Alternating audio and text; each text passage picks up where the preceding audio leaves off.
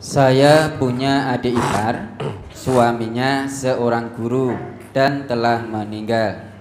Dan sekarang ia nikah siri dengan seorang petani jejaka. Bagaimana atau halalkah pensiunannya?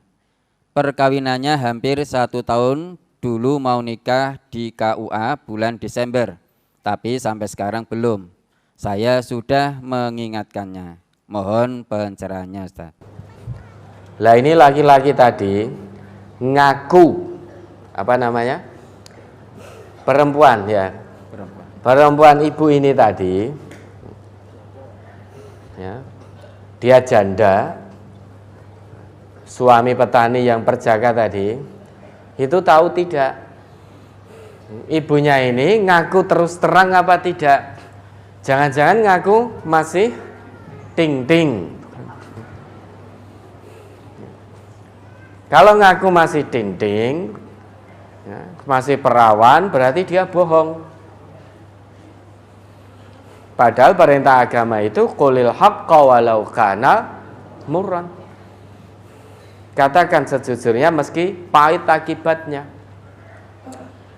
Tapi kalau syarat dan rukun pernikahannya terpenuhi, meski nikah siri insya Allah sah. Tetapi dosa bohongnya tetap dia tanggung. Dan ingat, Nabi kita berpesan, iyyakum wal kadhiba. Jauhkan dirimu dari bohong. Kenapa? Fa innal kadhiba yahdi ilal fujur. Karena kebohongan itu akan menyeretmu ke dalam kedurhakaan. Wa innal fujura yahdi ilan nar. Dan kedurhakaan itu akan menyeretmu ke neraka. Wa ma yazalur rajulu yakdzibu wa yataharral kadhiba hatta yuktaba indallahi kadzaban.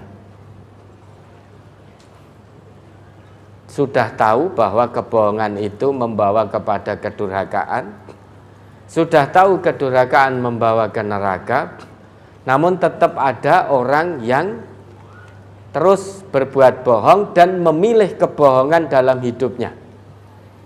Sampai-sampai dia dapat stempel pembohong di sisi Allah. Ini tadi mungkin tidak ngaku sebagai janda karena ingin mendapatkan pensiunan. Pensiunan dari suaminya yang sudah meninggal.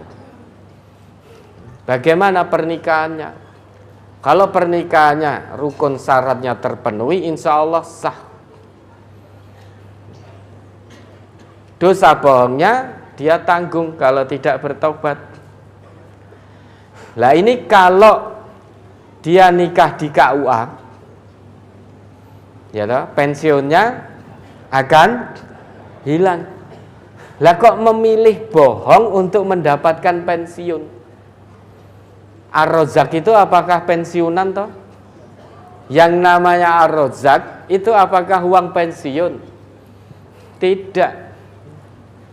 Kita berkata jujur itu lebih berkah. Jenengan bohong dapat uang pensiun. Berarti untuk mendapatkan uang pensiun harus ditempuh dengan cara bohong, sedangkan perintah kita mencari nafkah, ya ayyuhan nas kulu mimma fil ardi halalan thayyiba wala tattabi'u khutuwatis syaiton, dan seterusnya itu. Di Al-Baqarah 168 itu. Atau di Al-Baqarah 172-nya. Karena kita telah ngaku beriman.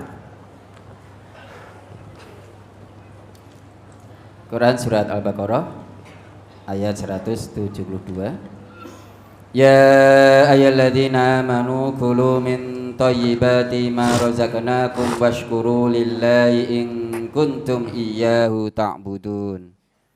Hai orang-orang yang beriman, makanlah di antara rezeki yang baik-baik yang kami berikan kepadamu dan bersyukurlah kepada Allah jika kamu benar-benar hanya kepadanya kamu menyembah.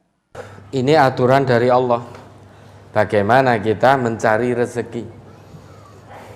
Carilah rezeki dengan yang baik-baik, baik cara pemerolehannya, baik zatnya. Apapun resiko dan konsekuensinya.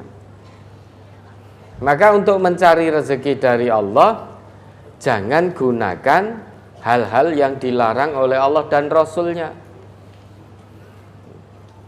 Termasuk bohong untuk mendapatkan pensiunan. Terkait dengan apakah halal uang pensiunnya, wallahu a'lam. Yang jelas aturan Allah seperti ini. Cari nafkah, cari rezeki dari Allah itu dengan cara yang thayyib, dengan cara halalan thayyibah. Yang namanya bohong itu satu perbuatan baik yang disebut dalam sabda Nabi sebagai al-birru, atau perbuatan buruk yang disebut dalam sabda Nabi sebagai al-fujur. Kira-kira bohong itu baik atau buruk? Jelas buruk.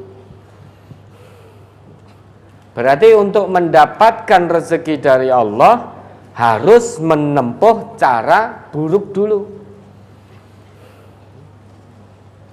Nah, sesuai dengan aturan Allah, apapun resikonya, cari nafkah, makan dari apa yang Allah anugerahkan kepadamu dari yang baik-baik.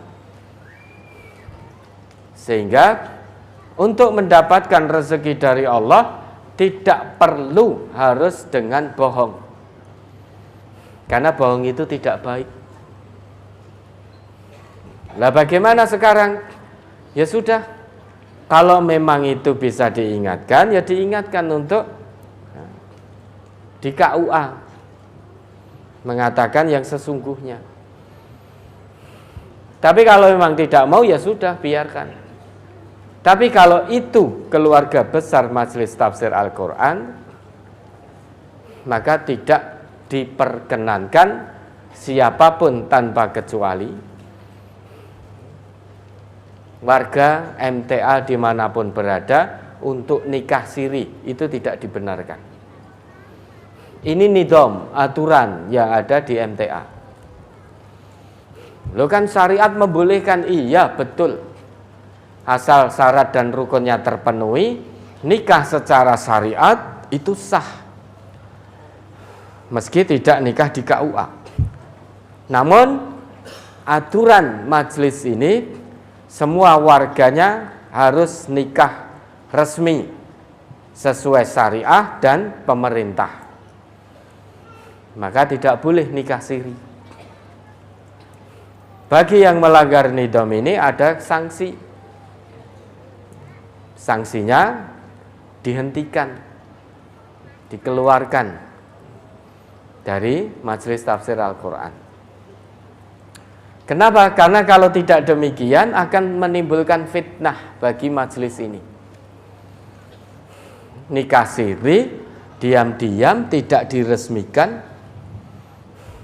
Begitu pergi dengan seorang perempuan, tetangganya melihat, loh lah kayak wong MTA, bojone dudukai. Lah kok itu dengan perempuan lain, oh ternyata wong MTA ini senengane selingkuh. Yang kena bukan kita secara individu kita, tetapi lembaga dakwah ini yang kena. Maka bagi semua warga MTA dimanapun berada, nikah sah secara syariat, sah secara pemerintah. Tidak diperbolehkan nikah siri. Bukan berarti MTA kemudian mengharamkan nikah siri, tidak ya. Sah itu secara agama.